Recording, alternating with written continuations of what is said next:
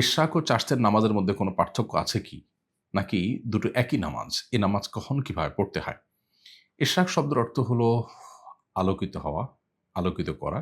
সূর্য উদয় হওয়ার সময়টিকে, মুহূর্তটিকে ইশরাক বলা হয়।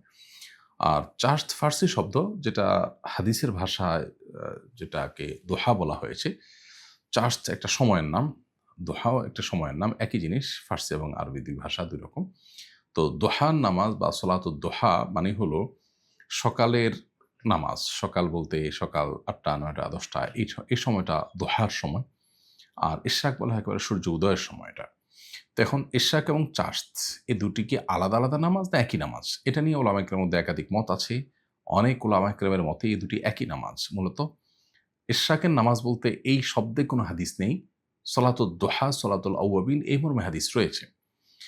যেহেতু ইশরাকের সময় আদায় করার কথা আছে হাদিসে, কেউ ফজর নামাজের পর নিজ জায়গায় বসে থেকে সূর্য উদয়ের কিছুক্ষণ পর যদি ২ রাকাত নামাজ পড়ে, তাহলে সে একটি কবুল হজ, একটি কবুল উমরার সওয়াব পায়।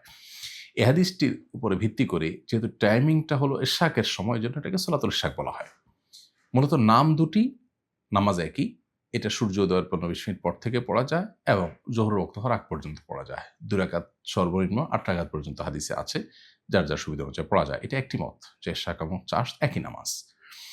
আর আরেকটি মত হলো যে চাশত ভিন্ন নামাজ, সলাতুদ দোহা ভিন্ন নামাজ। কারণ নবী করিম সাল্লাল্লাহু আলাইহি ওয়াসাল্লামের একটা হাদিস রয়েছে এ মর্মে যে ওটের বাচ্চা আ যখন রোদের তাপে বালু যখন উত্তপ্ত হয়, উটের বাচ্চার শরীর যখন উষ্ণ হয়ে যায়, তখন সলাতুদ দোহা বা সলাতুল আউয়াবিন এর কথা বলা। তখন যে নামাজ পড়া হয় সেটা হলো আল্লাহর দিকে ধাবিত মানুষদের নামাজ, অর্থাৎ সলাতুদ দোহা, সেটার কথা বলা হয়েছে। আবার এদিকে অন্য হাদিসে ফজর নামাজের পর নিজ জায়গায় বসে জিকির আজকার করে সূর্য উদয়ের পর নামাজ পড়তে বলা হয়েছে। তাহলে ২ নামাজ এখান থেকে বোঝা যায়। একটা সূর্য ওঠার পর, আরেকটা হলো রোদ কিছুটা উত্তপ্ত হওয়ার পর। মাটি সাধারণত গরম হয় সকাল ৯টা, ৯:৩০ অবশ্য ঋতুভেদে এটা আগ-পাছ হয়। দেখা যায় যখন রাত ছোট থাকে তখন ৯টা হতে, হতে বেশ দেরি হয়। আবার রাত যখন বড় হয় তখন ৯টা অনেক আগে হয়ে যায় সকাল।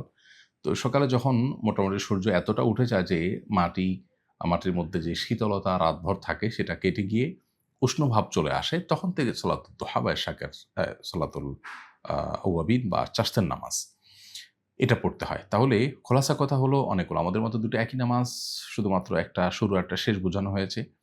আর হাদিসে মূলত সলাতুদ দোহা এবং আওয়াবিন এই শব্দটাই এসছে, বিধায় একই নামাজ এটি।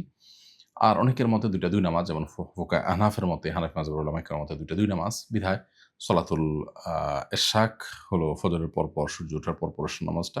আর দোহা হলো আরও পরে, সূর্য উত্তপ্ত হওয়ার পর থেকে নিয়ে জোহরের আগ পর্যন্ত যে নামাজটা পড়া হয় সেটা ৪ রাকাত, ৮ রাকাত বিভিন্ন রকমের পড়ার সুযোগ রয়েছে।